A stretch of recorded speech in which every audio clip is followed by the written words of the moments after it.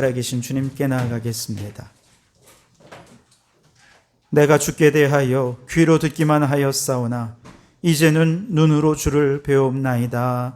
하나님은 영이시니 예배하는 자가 영과 진리로 예배할지니라. 아멘.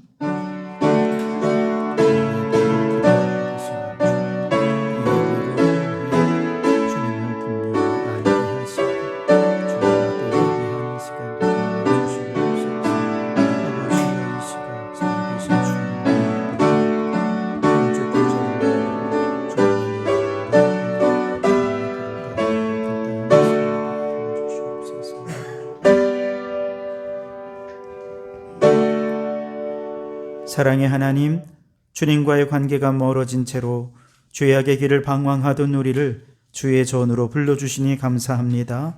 주님을 더 가까이, 더 인격적으로 만나 귀로만 듣던 주님을 눈으로 배우는 예배가 되게 하여 주시옵소서.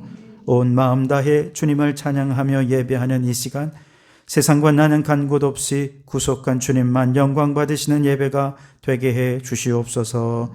예수님 이름으로 기원하옵나이다. 아멘. 찬송가 36장을 찬송하시겠습니다.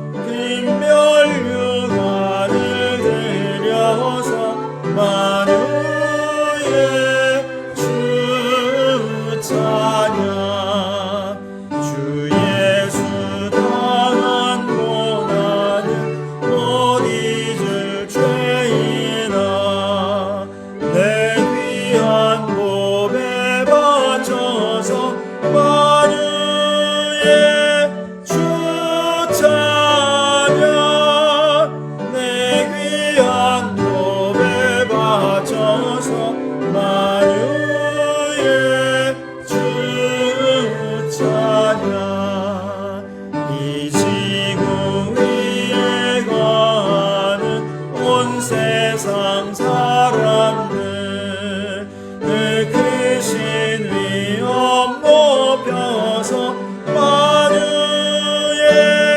주 찬양 늘 크신 위엄 높여서 만유의 주 찬양 주 믿는 성도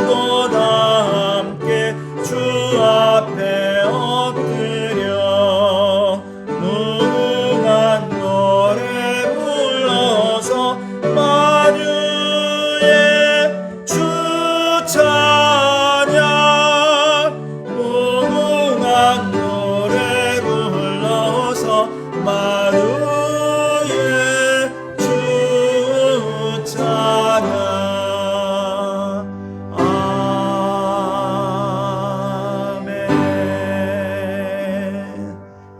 오늘은 십계명으로 함께 교독하도록 하겠습니다. 나는 너를 애굽 땅 종되었던 집에서 인도하여 낸 내 하나님 여호와니라. 너는 나 외에는 다른 신들을 내게 두지 말라.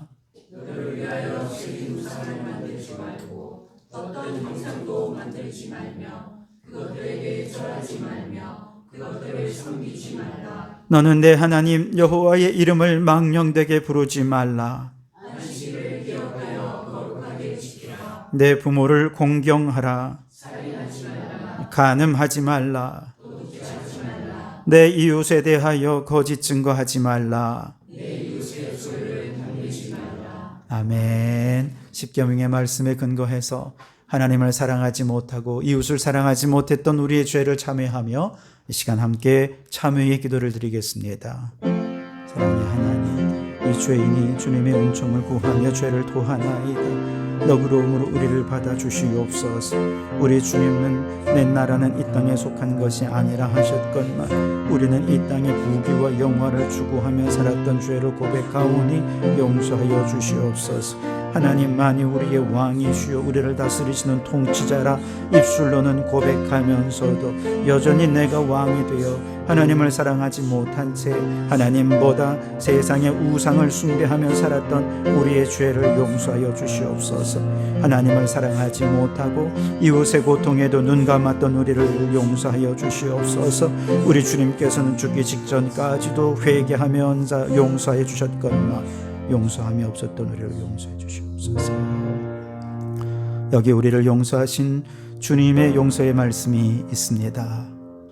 내가 이르기를 내 허물을 여호와께 자복하리라 하고 주께 내 죄를 아뢰고 내 죄악을 숨기지 아니하였더니 곧 주께서 내 죄악을 사하셨나이다. 아멘. 나는 전능하신 아버지 하나님 천지의 창조주를 믿습니다. 나는 그의 유일하신 아들 우리 주 예수 그리스도를 믿습니다.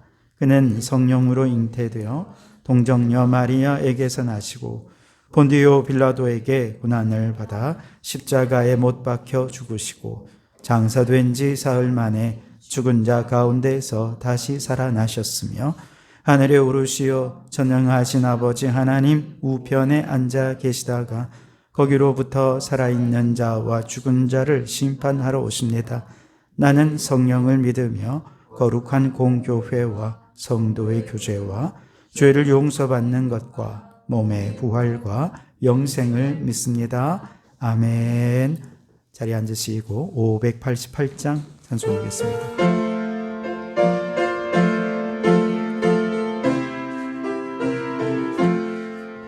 공중 나는 새를 보라 농사하지 않으며 곡식 모아 곳간 안에 드린 것이 없어도 세상 주관하신 주님 새를 먹여주시니 너희 먹을 것을 위해 근심할 건 무엇냐 주레베카 벌을 보라 길삼수도 안에도 솔로몬의 입은 옷도 이꽃만 못하였네 아궁 속에 던질 불도 빛이거든 사랑하는 자녀들을 입히시지 않으랴 너희들은 세상에서 무엇 먹고 마시며 무슨 옷을 입고 살까 염려하지 말아라 이는 이방 사람들이 간구하는 것이요 너희 하늘 아버지는 너희 쓸 것 아신다 너는 먼저 주의 나라 그의 의를 구하며 하나님이 모든 것을 너희에게 주시니 내일 일을 위하여서 아무 염려 말지니 내일 염려하지 말라 오늘 고생 족하다. 박인실 권사님 기도 인도해 주시겠습니다.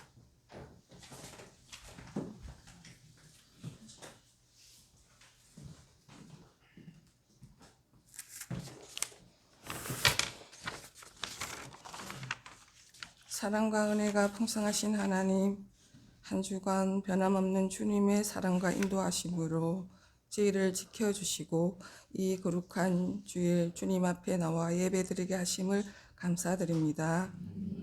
이 시간 마음과 뜻과 뜻과 정성을 다해 주님을 높여드리오니 하나님께서 큰 영광을 받아 주시옵소서. 주님께서 우리 삶 속에 심어주신 은혜의 씨앗을 기억하며 오직 예배 가운데 임재하실 하나님을 바라보는 시간이 되게 하옵소서. 하나님, 지난 한 주간의 삶을 돌아볼 때 저희가 말씀대로 살지 못하고 불순종하며 살아왔음을 고백하옵니다.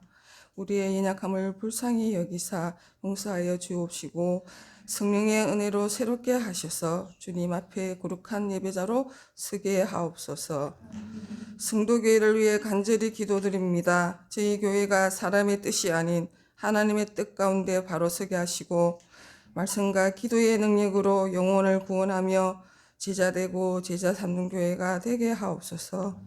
모든 성도들이 말씀에 순종하며 매일 주님을 깊이 알아가고 영적으로 성장하는 삶을 살게 하시며 공동체 안에서 서로를 격려하며 사랑으로 하나 되게 하시고 서로를 위해 중보하며 주님의 뜻을 함께 이루어가는 교회 되게 하소서. 특히 낙심한 자들에게는 주님께서 소망의 빛이 되어 주시고 그 마음에 위로와 힘을 더하여 주셔서 다시 일어설 용기와 힘을 주옵소서. 이 시간 말씀을 전하실 목사님에게 성령과 능력의 지혜를 충만히 부어주시고 선포되는 말씀이 우리 마음 깊은 곳에 새겨지게 하옵소서. 그 말씀을 통해 우리의 믿음이 더욱 굳건해져 어떤 상황에서도 흔들리지 않게 붙들어 주시며 끝까지 믿음 안에서 승리하게 하옵소서. 또한 수능을 앞둔 자녀들을 위해 기도드립니다. 주님의 평안으로 그들의 마음을 지켜주시고 시험의 순간에도 하나님의 도우심으로 지혜와 실력이 온전히 발휘되게 하옵소서. 불안과 두려움 대신 담대함과 자신감을 주시며 최선을 다해 하나님께 영광 돌리는 자녀들이 되게 하소서. 주님, 영육이 연약한 자들을 기억하시고 그 마음이 지치지 않도록 강건하게 하시며 주님의 치료의 강선으로 치료와 회복을 허락하여 주시옵소서. 하나님의 위로를 누리며 하나님의 사랑을 깊이 경험하는 은혜가 있게 하옵소서. 예배를 위하여 수고하는 모든 손길 위에 함께하사 복을 더하시고 하늘의 보화를 쌓는 영적 축복을 누리게 하옵소서. 이제 다 아뢰지 못한 기도를 주님께서 가르쳐 주시는 기도로 기도하오니 하늘에 계신 우리 아버지의 이름을 거룩하게 하시며 아버지의 나라가 오게 하시며 아버지의 뜻이 하늘에서와 같이 땅에서도 이루어지게 하소서. 오늘 우리에게 일용할 양식을 주시고 우리가 우리에게 잘못한 사람을 용서하여 준 것 같이 우리 죄를 용서하여 주시고 우리를 시험에 빠지지 않게 하시고 악에서 구하소서. 나라와 권능과 영광이 영원히 아버지의 것입니다. 아멘.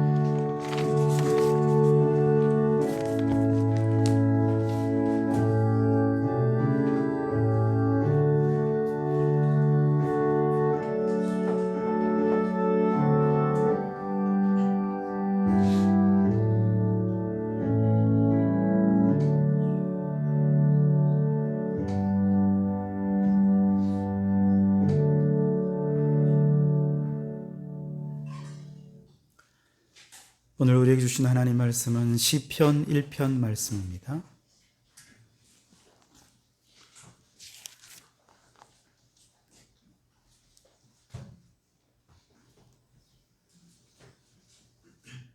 시편 1편 말씀 제가 봉독해 드리겠습니다. 하나님의 말씀을 경청하시기 바랍니다. 복 있는 사람은 악인들의 꾀를 따르지 아니하며 죄인들의 길에 서지 아니하며 오만한 자들의 자리에 앉지 아니하고 오직 여호와의 율법을 즐거워하여 그의 율법을 주야로 묵상하는도다. 그는 시냇가에 심은 나무가 철을 따라 열매를 맺으며 그 잎사귀가 마르지 아니함 같으니 그가 하는 모든 일이 다 형통하리로다. 악인들은 그렇지 아니하며 오직 바람에 나는 겨와 같도다. 그러므로 악인들은 심판을 견디지 못하며 죄인들이 의인들의 모임에 들지 못하리로다. 무릇 의인들의 길은 여호와께서 인정하시나 악인들의 길은 망하리로다. 아멘. 샬롬 중창단 찬양으로 하나님께 영광을 돌려드리겠습니다.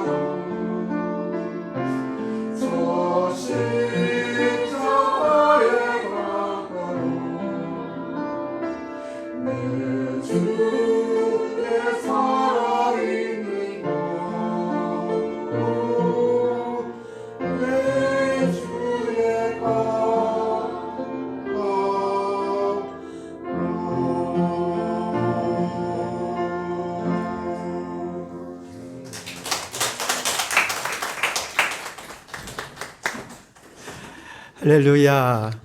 귀한 찬양 감사합니다. 오늘도 주님의 은혜의 강가로 나온 여러분 모두에게 시들지 않고 풍성한 열매 맺는 축복이 넘친 시간이 되기를 주님의 이름으로 축원합니다. 앞뒤 좌우로 함께 인사 나누겠습니다. 주님의 생수가 강같이 흐르는 시간 되시기 바랍니다.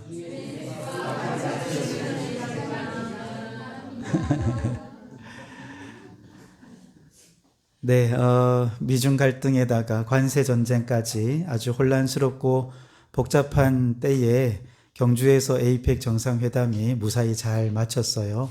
너무 감사한 것은 에이펙 정상회담 하기 직전에 미국과 한국이 관세의 문제를 타결을 하면서 문제가 잘 해결이 되어서 얼마나 감사한지 모르겠습니다.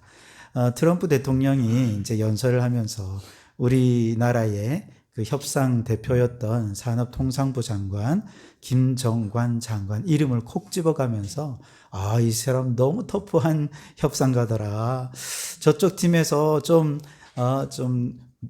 유능하지 않은 사람이 나오길 바랬는데 너무 유능한 사람이 나와가지고 우리가 애를 먹었다 그런 얘기를 할 정도로 참 협상을 잘 했다고 합니다.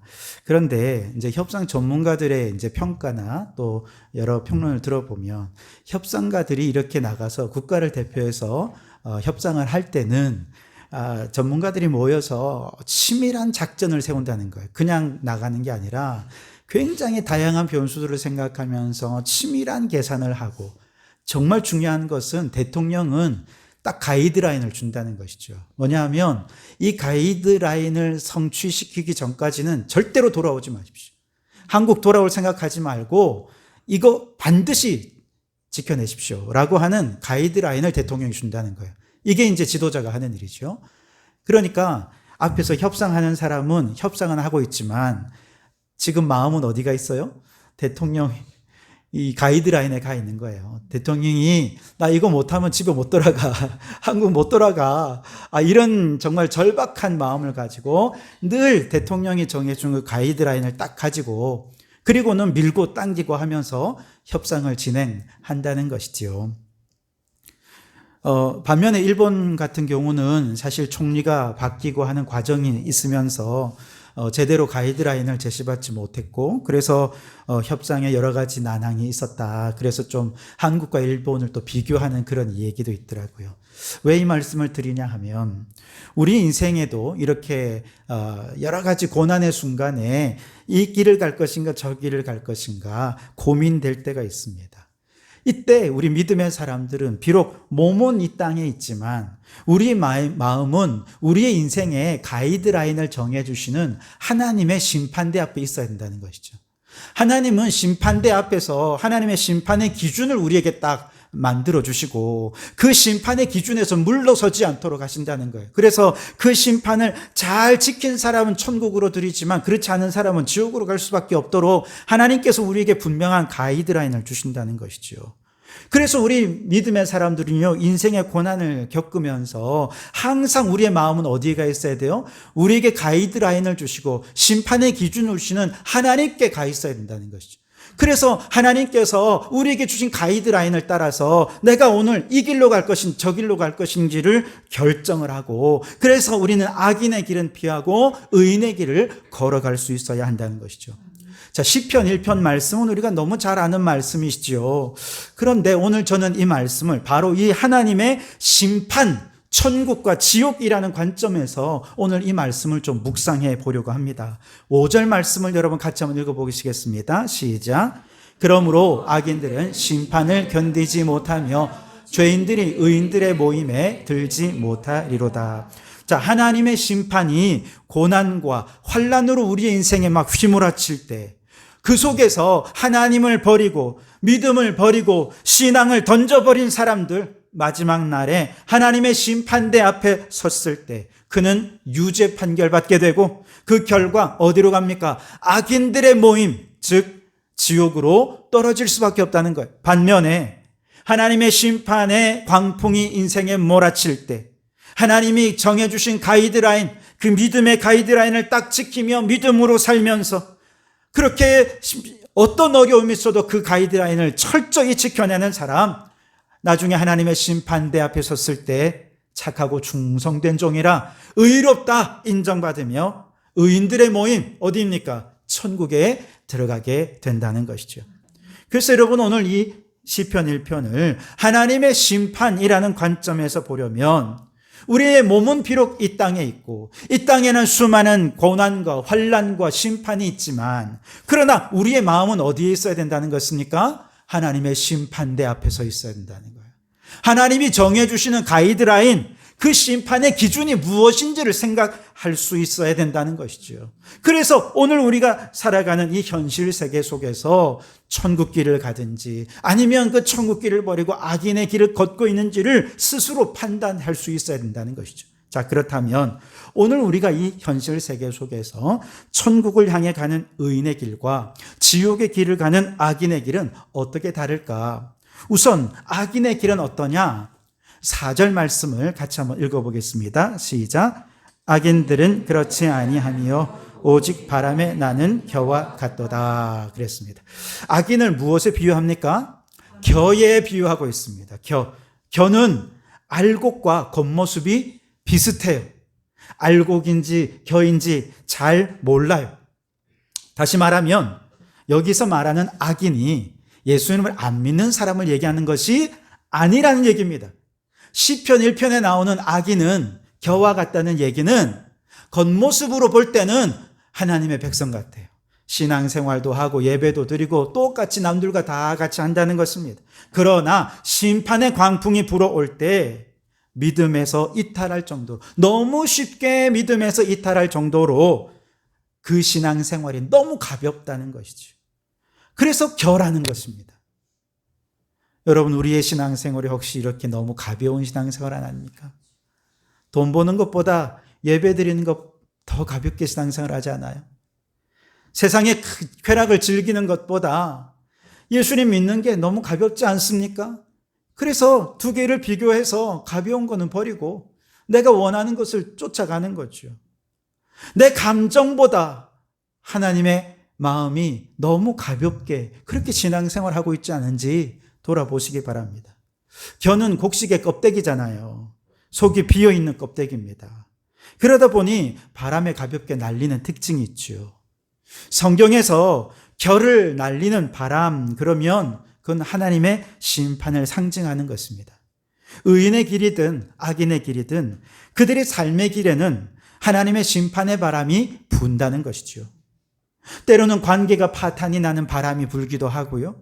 누군가에게는 질병이라고 하는 바람이 불고요. 어떤 사람에게는 실패와 절망의 바람이 불어오기도 합니다. 그런데 이렇게 바람이 불 때 그동안 겉모습으로는 남들과 똑같이 신앙생활 잘 하는 것처럼 믿음 좋은 것 같이 신앙생활 하지만 속이 비어 가볍게 신앙생활 하던 사람들은요, 그만 바람에 그 껍데기 신앙, 껍데기 믿음까지도 홀라당 날아가 버린다는 것이죠.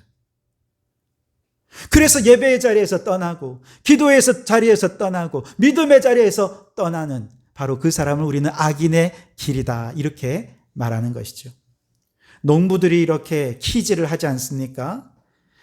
겨는 바람을 견디지 못하고 날아가서 바닥에 뒹굽니다.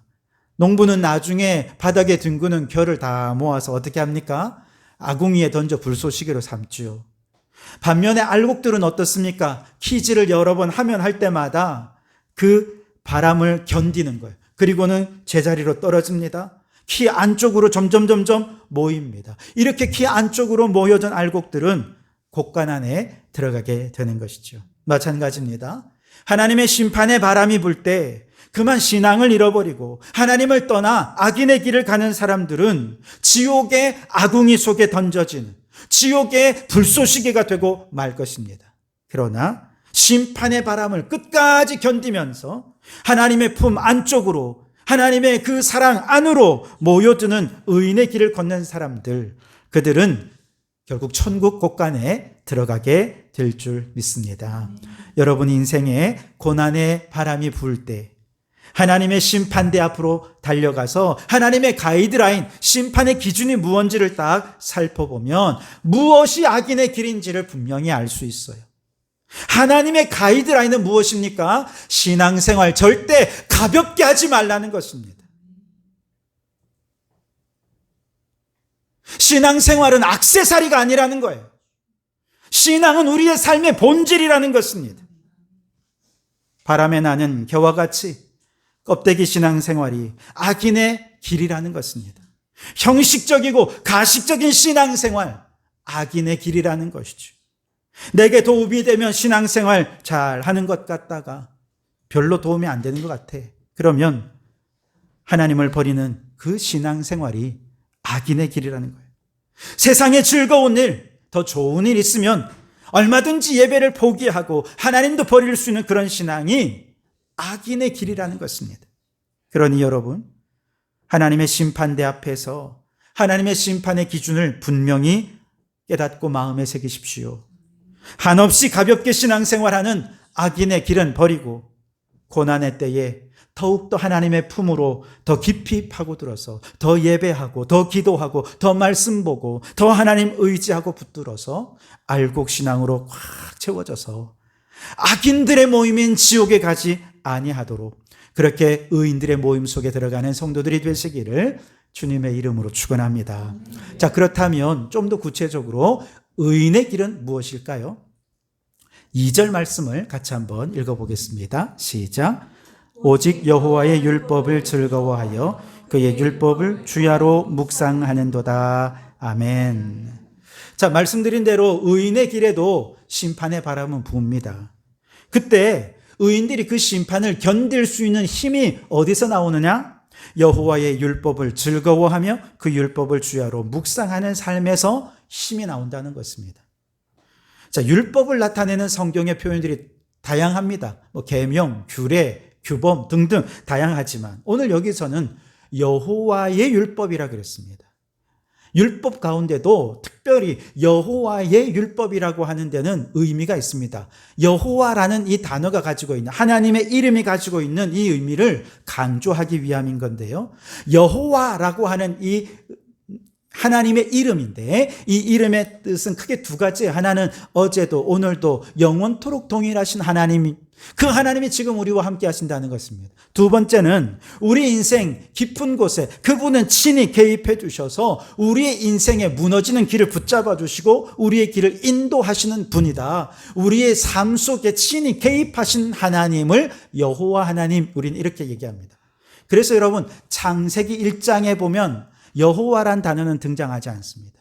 하나님이 천지 만물을 창조하실 때는요, 여호와란 이름이 등장하지 않아요. 그러다가 2장 4절에서 이제 하나님께서 우주 만물을 창조하시고 이 우주의 역사를 진행해 가실 때 그때부터 여호와 하나님이라는 표현이 등장합니다.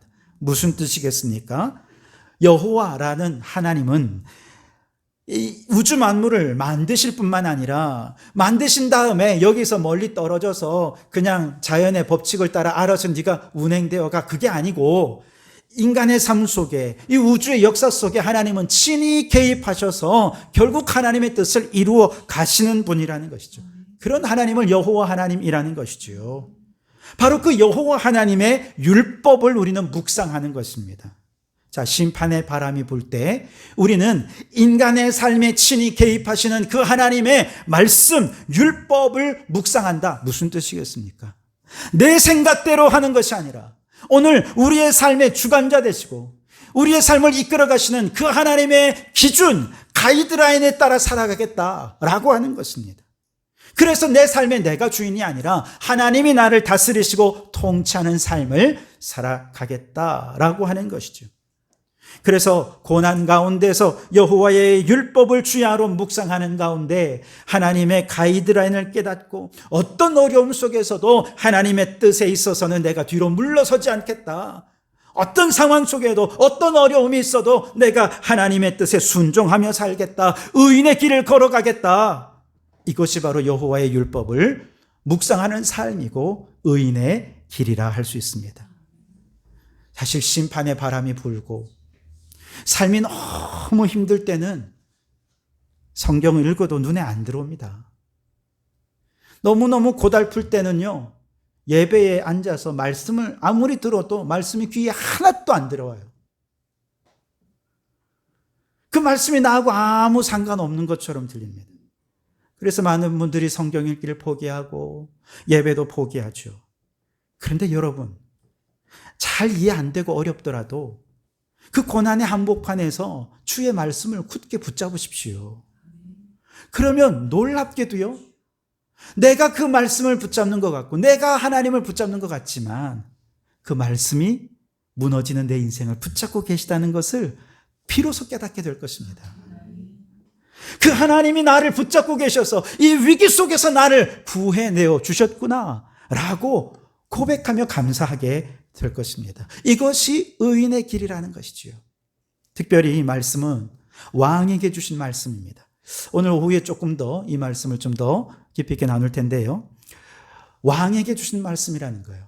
신명기 17장 18절 이하의 말씀에 보면 하나님께서 이제 모세를 통해 가나안에 들어가기 직전에 있는 출애굽 2세대들에게 이제 얘기하는 거예요. 너희들이 장차 가나안에 들어가게 되면 왕을 세우고 싶을 때가 있을 것이다. 그때 이것만은 주의해라 라고 하면서 여러 가지 가이드라인을 주셨는데 그 중에 하나가 뭐냐? 왕은 반드시 이 율법서의 말씀을 등사해서 그것을 곁에 두고 평생에 하나님의 말씀을 곁에 두고 날마다 읽으면서 나란 일을 처리해 갈 때 말씀의 기준이 무엇인지를 늘 읽으면서 이것을 기준으로 하고 좌로나 우로나 치우치지 말고 말씀대로 순종하여 이 나라를 다스려라 라고 말씀을 하셨어요.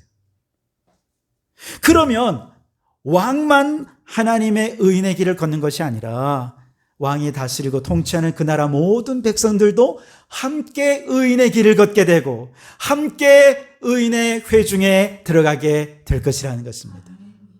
기가 막히지 않습니까? 근데 하나님께서 오늘 저와 여러분을 왕 같은 제사장으로 불러주셨다는 거예요.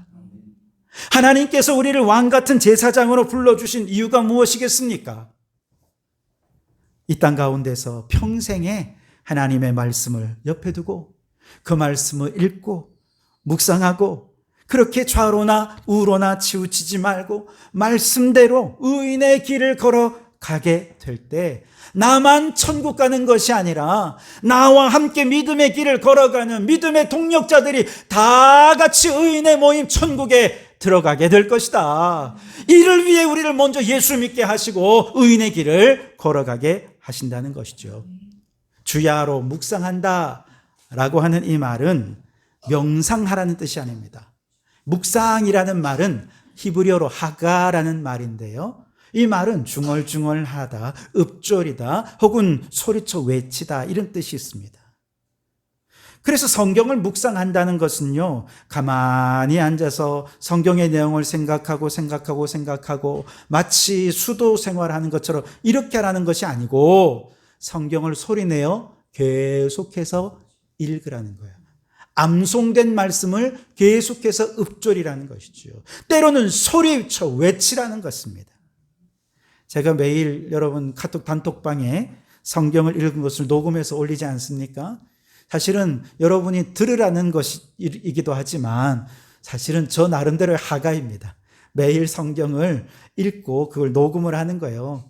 이 저만의 이 경건의 훈련인 것이죠. 근데 사실 녹음하는 게 쉽지 않습니다. 말도 틀릴 때도 있고요. 이럴 때도 있으면 또 처음부터 다시 읽는 거예요. 몇 번 해야 그거 1분, 2분, 3분, 4분짜리 그 파일이 하나 올라가는 겁니다. 근데 여러분 여러 번 이렇게 반복하다 보면 그게 나에게 묵상이 되는 것입니다. 하가지요. 말씀을 눈으로 읽고 입으로 읽고 귀로 읽고 그렇게 읽으면서 내 생각은 쫓아내고 하나님의 뜻으로 입과 눈과 귀와 생각이 온전히 가득해지게 될 때 무의식 중에라도 하나님의 말씀이 튀어나오고 무의식 중에라도 하나님의 뜻을 따르게 되고 그렇게 왕은 그 나라를 말씀으로 다스리고 그렇게 왕 같은 제사장인 성도들은 하나님의 뜻을 이 땅에 이루며 살아가라고 우리에게 하가 묵상을 권면하고 있는 것이지요. 자, 이렇게 주의 말씀을 주야로 묵상하며 의인의 길을 걸어가는 성도들에게는 이 땅에 사는 동안, 물론 죽어서 저 천국에 들어가게 되겠지만 이 땅에 사는 동안 두 가지 복이 약속이 되어 있습니다. 첫 번째 말씀은 뭐냐? 말씀으로 악을 물리치는 복을 주신다는 것이죠. 1절을 같이 읽겠습니다. 시작.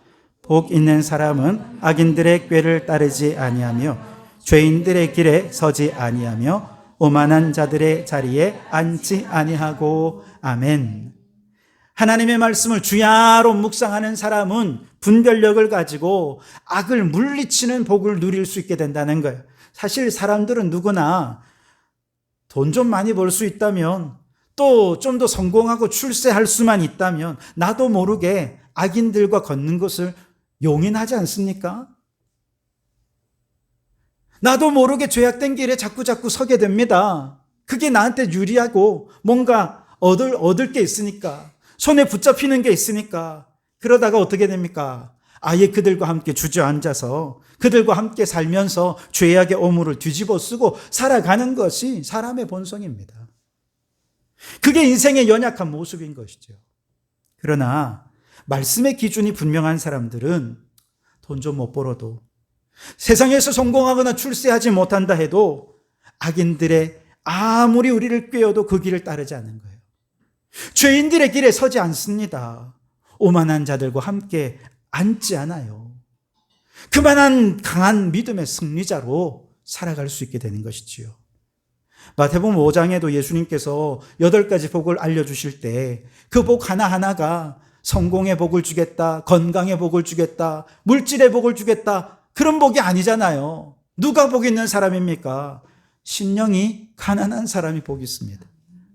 애통하며 눈물 흘리는 사람이 복이 있다는 거예요. 의에 줄이고 목마른 사람, 의를 위해 박해받는 그 사람들을 하나님께서 의롭다 하는 것이지요. 여러분, 복의 개념을 바꾸어야 시편 1편 말씀이 진짜 나의 복이 될 줄 믿습니다. 세상의 번영이 복이 아니라 악을 물리치고 주의 말씀 안에서 사는 것이 진짜 복인 것을 믿으시기 바랍니다. 이 믿음으로 말씀 가운데 의인의 길을 걸어가는 우리 성도들이 되시기 바랍니다. 두 번째 복이 있는데요, 그것은 묵상한 말씀이 영혼의 시냇물이 되는 복을 받게 된다는 것이죠. 3절 말씀을 같이 읽겠습니다. 시작. 그는 시냇가에 심은 나무가 철을 따라 열매를 맺으며 그 잎사귀가 마르지 아니함 같으니 그가 하는 모든 일이 다 형통하리로다. 아멘.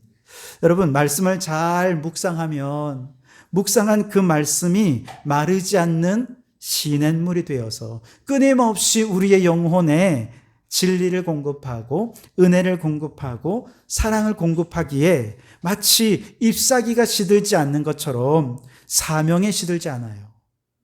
헌신에 시들지 않습니다. 기도에 시들지 않습니다. 감사에 시들지 않아요. 묵상이 없으면 감사가 사라집니다. 묵상이 없으면 조금만 상처 입으면 사명도 져버립니다. 그러나 묵상하면 시들지 않습니다. 또한 묵상한 말씀이 영혼의 시냇물을 공급해 주게 되면 철마다 열매를 맺게 됩니다. 즉 따뜻한 봄철이나 혹은 여름철이나 이렇게 풍성한 과일을 수확하는 이 가을철에 꽃을 피우고 번성할 때 열매 맺는 것이 아니라, 그때뿐만 아니라 때로는 추운 겨울, 고난과 환난과 핍박의 눈보라를 맞으면서도 우리는 꿋꿋이 하나님의 뜻이라고 하는 열매들을 주렁주렁 맺어갈 수 있게 된다는 것이죠. 결국 의인은 날마다 여호와의 말씀을 묵상하며 하나님의 도우심으로 이 땅에서 악을 이기는 복 있는 삶을 살고, 그 말씀이 영혼의 시냇물이 되어서 하나님의 뜻을 열매 맺는 형통한 삶을 살다가 죽어서는 어떻게 됩니까? 의인들의 모임인 천국에 들어가게 된다는 것이죠. 그러니 여러분, 인생의 고난을 겪을 때 정신 바짝 차리고, 우리의 몸은 현실에 있지만 우리의 마음은 어디로 달려가야 됩니까? 하나님의 심판대 앞으로 달려가야 됩니다. 심판장 되시는 하나님께서 인정하시는 길, 그 길을 걸어가야 되는 것이지요. 우리 하나님이 인정하시는 길은 무엇입니까? 하나님의 가이드라인, 오늘 6절 말씀 같이 읽어보겠습니다. 시작. 무릇 의인들의 길은 여호와께서 인정하시나 악인들의 길은 망하리로다. 하나님의 심판의 기준, 하나님의 가이드라인, 이것이 우리 앞에 놓여져 있습니다. 이제 우리가 결정할 일만 남아있는 거죠. 선택할 일만 남아있는 거예요. 마귀가 좋아하는 길을 갈 것인지, 여호와께서 인정하시는 길을 갈 것인지, 겨와 같이 심판의 바람에 날리는 길을 갈 것인지, 알곡과 같이 심판의 바람을 잘 견디는 길을 갈 것인지, 악인의 길을 갈 것인지, 아니면 의인의 길을 갈 것인지, 바라기는 이 땅에서 여호와의 율법을 잘 묵상하면서 의인의 길을 걷다가 의인의 모임인 저 영원한 천국에 다 함께 들어가는 우리 성도들이 되실 수 있기를 주님의 이름으로 축복합니다. 우리 말씀 생각하면서 말씀 앞에서 이 찬양 함께 했으면 좋겠습니다. 이 말씀을 내 삶의 기준으로 삼고 여호와의 율법을 주야로 묵상하면서 이제 그 말씀에 나의 운명을 걸고 나의 생명을 걸겠습니다. 고백하며 찬양합니다.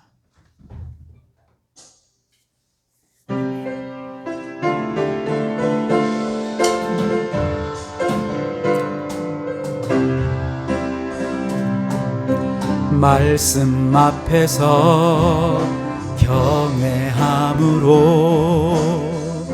주께 홀로 섭니다.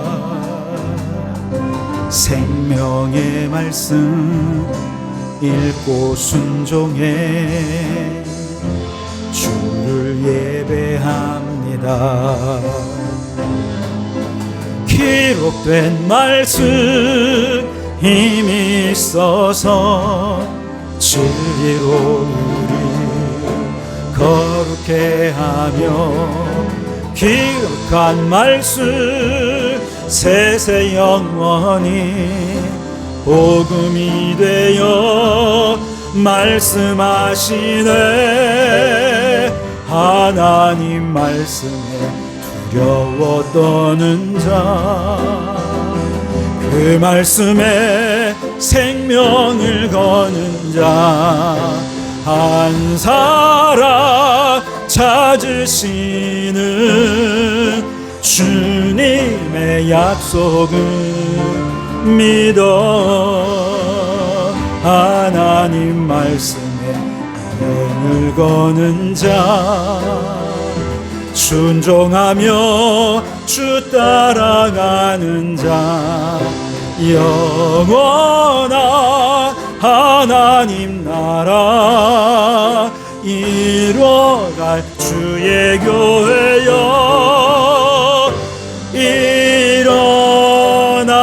일어나라. 오늘 말씀을 생각하며 우리 함께 기도의 자리에 나가기 원합니다. 하나님 인생의 고난의 때에 하나님의 심판대 앞으로 달려가 하나님의 심판의 기준이 무엇인지 확인하는 저희를 되게 하여 주옵소서. 그리하여 겨처럼 껍데기의 신앙을 번져버리게 하여 주시고 악의 되기를 벗어나게 하여 주시고 하나님의 말씀을 묵상하며 주의 말씀에 순종하여 의인의 길을 걷다가 저 영원한 천국에 들어가는 저희를 되게 하여 주시옵소서. 하나님의 말씀이 우리에게 주시는 풍성한 유익이 있음을 깨닫고 그 유익을 누리며 이 땅에 살다가 저 의인들의 모임에 들어가는 저희들 될 수 있게 인도해달라고 우리 다같이 주님 크게 부르짖어 기도하며 나가겠습니다.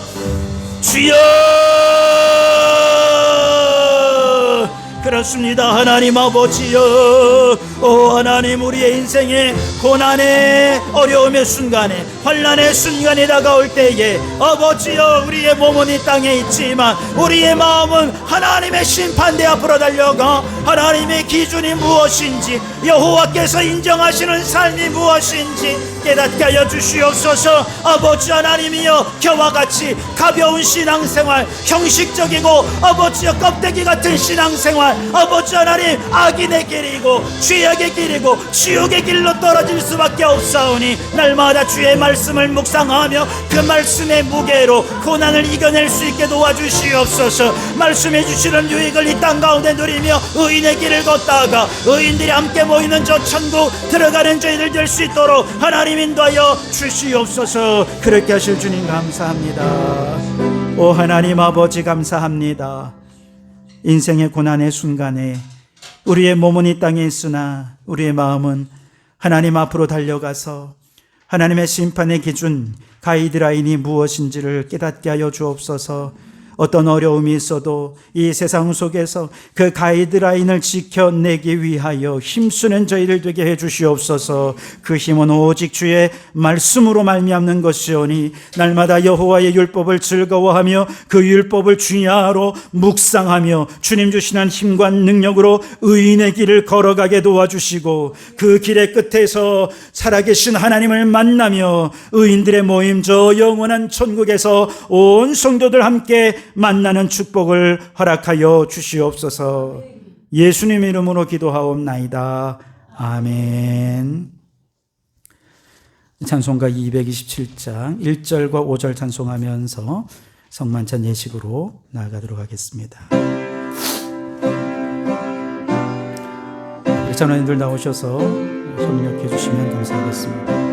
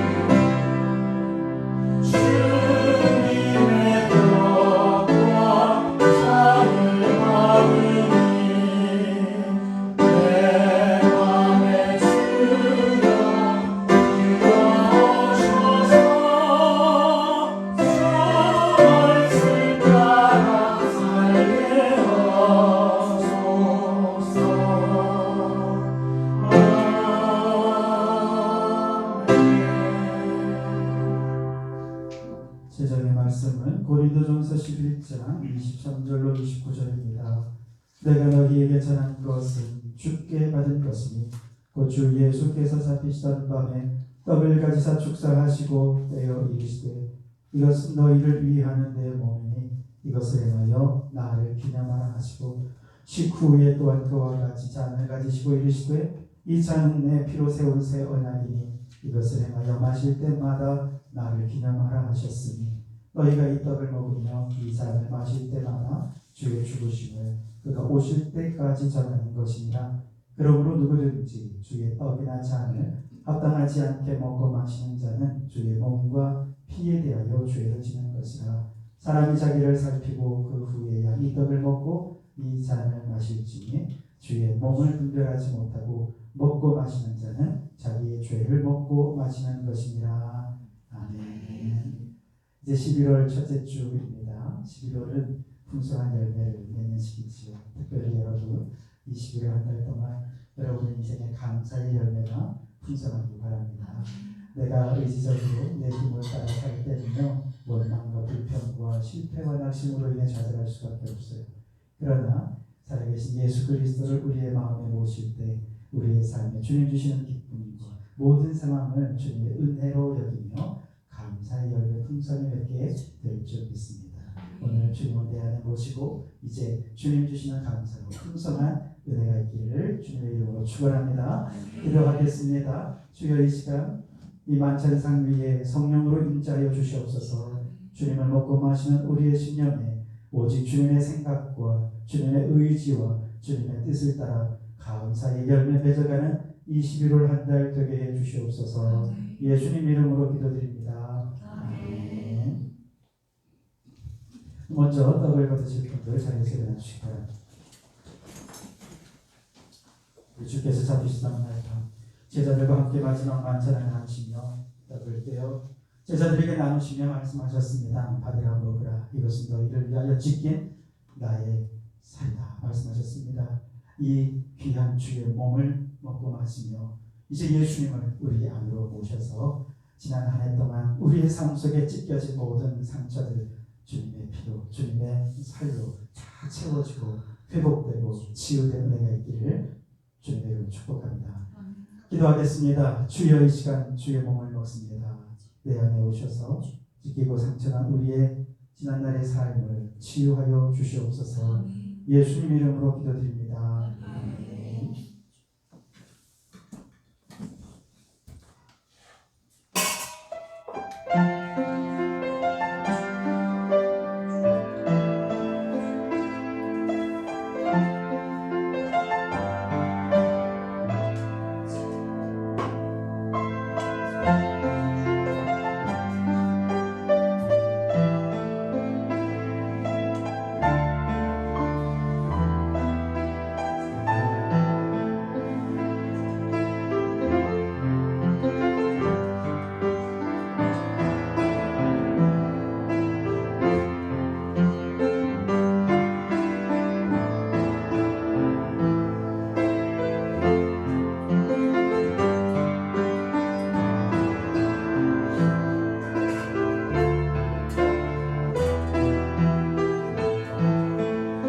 장례 받으실 분들 다시 한번 더 일어나 주시기 바랍니다. 주님께서 잡히시던 날밤 제자들과 함께 떡을 나누신 이후에 잔을 따로 제자들에게 나눠주시며 말씀하십니다. 받으라 마시라. 이는 너희를 위하여 흘리는 나의 피 곧 새 언약의 피라 말씀하셨습니다. 이 피에는 주님의 약속이 있습니다. 축복의 약속이 있습니다. 구원의 약속이 있습니다. 치유와 회복의 약속이 있습니다. 주님 주시는 약속으로 이제 이 피를 먹을 때마다 여러분의 삶 속에 나의 의지가 주님 주시는 의지로 감사, 기쁨, 다시 회복된 데가 있기를 주님의 이름으로 축복합니다. 기도하겠습니다. 주님의 피를 마십니다. 내 안에 오셔서 우리의 모든 삶을 회복시켜 주시고 주의 생명으로 살아가게 도와주시옵소서. 주님 주시는 감사와 기쁨이 회복되는 시간 되게 해 주시옵소서. 예수님 이름으로 기도드립니다. 아멘.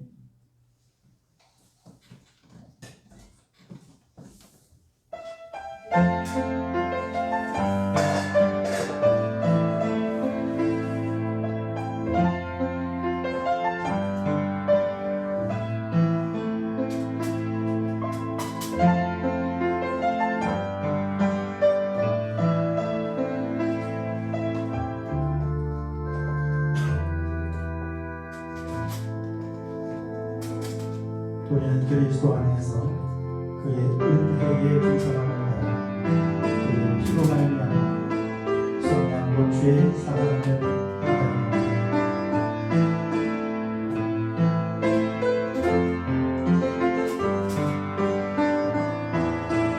그때에 너희는 그리스도 밖에 있었고 이스라엘 나라 본토의 사람입니다.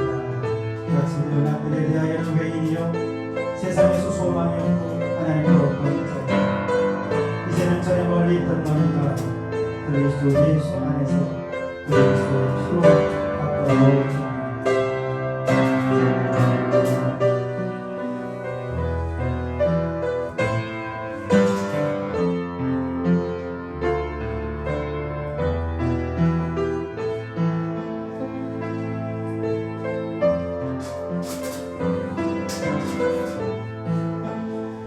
할렐루야.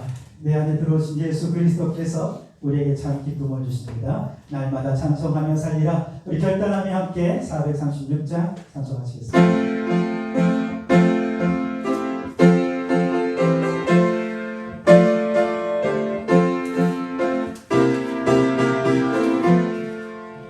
나 이제 주님의 새 생명 얻은 옛 것은 지나고 새 사람이로다. 그 생명 내 맘에 강같이 흐르고 그 사랑 내게서 해같이 빛난다.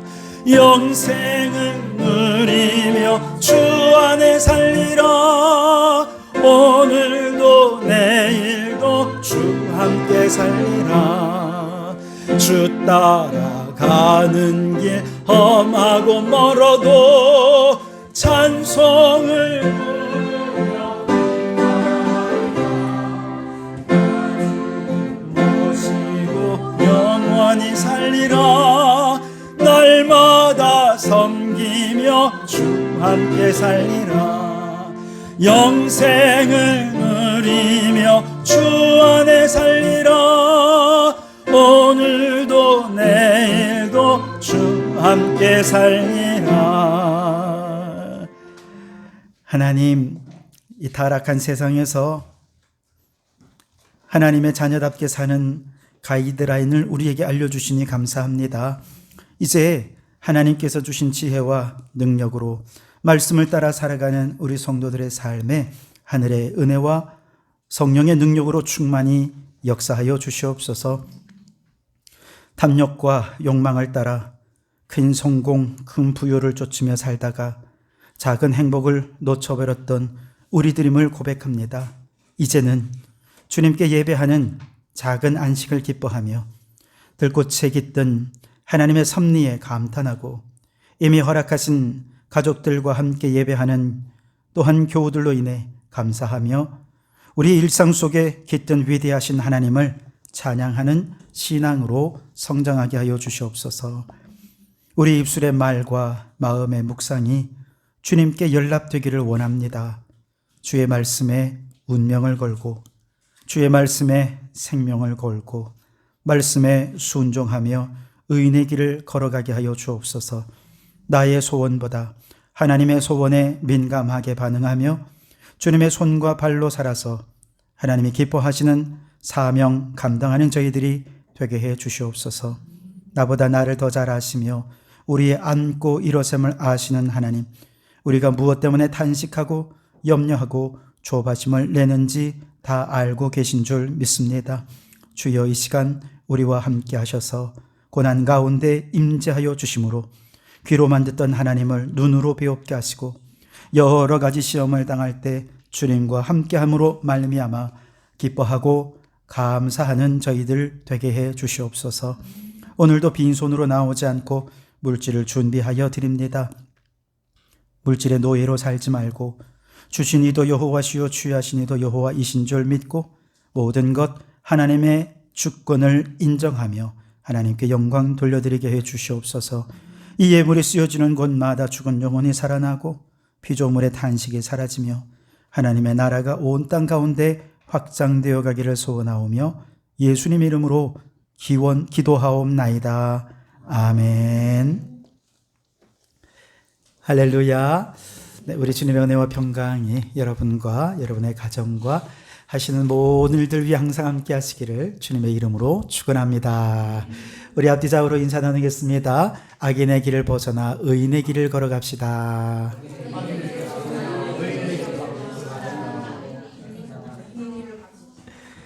네, 오늘 오후에는 시편 숲과 나무 함께 나누도록 하겠습니다. 다음 주일 오후에는 성도의 기도 훈련에 대해서 함께 나누도록 하겠습니다. 지금 이제 다니엘 기도회가 시작이 되었거든요. 어제부터 이제 시작이 되었는데 매일 저녁 8시부터 찬양이 시작이 되고요. 이제 8시 반부터 또 말씀이 또 시작이 될 겁니다. 여러분 교회에 오셔서 함께 기도하시든 아니면 가정에서 유튜브를 시청하며 기도하시든 이번 11월 21일까지 길게는 11월 한 달 동안 내가 기도를 열심히 훈련하겠다 생각하시면서 그래서 같이 기도하면서 또 어떻게 기도를 훈련할 것인지 다음 주일 오후에 함께 나누도록 하겠습니다. 하루 한 장 성경 읽기 11월은 시편 말씀을 읽습니다. 시편 150편을 다 읽을 건 아니고요. 그래서 11월 읽을 때까지만 읽겠습니다. 네. 그리고 12월에는 복음서로 또 들어가도록 하겠습니다. 새가족 심화반 교육 있고요. 추수감사주일은 11월 셋째 주일인데 추수감사주일 때마다 저희가 우리 독거노인을 초청해서 선물도 드리고 또 금일봉도 드리는 행사를 진행해 왔습니다. 선물 상자는 상자 하나당 여러분이 5만 원 정도의 어르신들을 생각하면서 생필품들, 필요한 선물들을 담아 주시고 교회에서 5만 원 이렇게 금일봉 준비해서 선물과 함께 금일봉을 드리는 행사입니다. 올해도 계속해서 진행할 예정이고요. 엘리베이터 오른쪽 옆에 보시면 박스가 있고 그리고 테이블에 나는 몇 가정을 섬기겠습니다. 어르신 몇 분을 섬기겠습니다 하는 적는 란이 있습니다. 그래서 여러분 이름 적으시고 몇 가정 섬기겠습니다 하고 적어 주시고 필요한 개수만큼 상자를 가져가시면 되겠습니다. 그리고 이제 16일이 추수감사주일인데 14일 금요일까지 상자를 가져다 주시면 상자를 또 전시해서 나눠드리도록 그렇게 하겠습니다. 다만 오늘까지 그 명단을 좀 확정을 해 주셔야 동사무소에 저희가 연락을 해서 우리 교회 이번에는 뭐 20분입니다. 15분입니다. 우리가 감당할 수 있는 범위만 해야 되니까요. 목표를 정해놓을 수는 없고, 그래서 일단 여러분이 그렇게 몇 가정인지를 정해 주셔야 동사무소에 그만큼 초청을 할 수 있기 때문에, 그래서 오늘까지 여러분 몇 가정을 하겠다, 또 참여하겠다, 이런 것들을 꼭 알려주시면 감사하겠습니다. 네, 다 같이 자리에서 일어나셔서 폐 찬양하시겠습니다.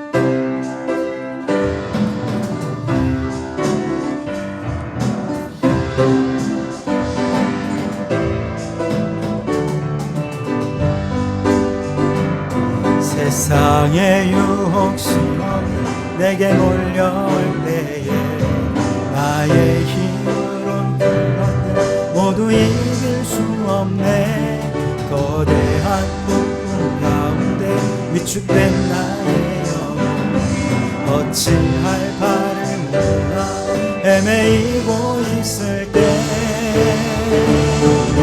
찬양 전쟁은 나에게 속한 것 아니니 주 찬양 손을 들고 찬양 전쟁은 하나님께 속한 것이니.